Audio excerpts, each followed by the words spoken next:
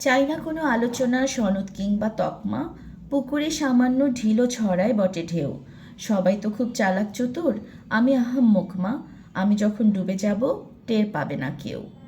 জীবনযাপন করতে গিয়ে করেছি প্রাণ ধারণ, প্রাণ ধারণ করতে গিয়ে ছিলাম মোটে টিকে। টিকে থাকাও অনেক কঠিন রক্তপাতের কারণ।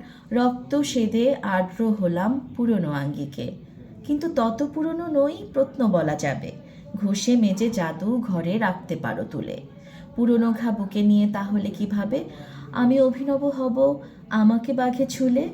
আদা ও জল খাইনি, খেতে চাইনি কোনো কালে। ঘাসের মতো শান্ত হয়ে ছিলাম মাটি ঘেঁষে। তবু আমি গড়িয়ে পড়ি নানান পথের ঢালে। বৈচিত্র্য বিবর্জিত একাও এক পেশে।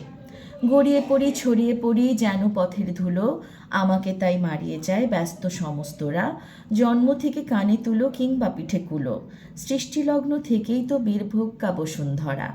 চাই না রাজার হাতের পাঞ্জা, রাজকন্যার প্রেম।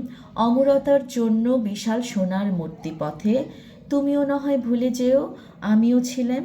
ব্যস্ত সমস্তরা উঠুক বিজয় রথে। ভালো মতো পড়তে পারিনি, কিন্তু কবিতাটা এত সুন্দর। কবিতার নাম চাই না কোনো তকমা, আমার প্রিয় কবি শ্রদ্ধেয় খালেদ হোসাইন স্যারের। আশা করি ভালো লেগেছে।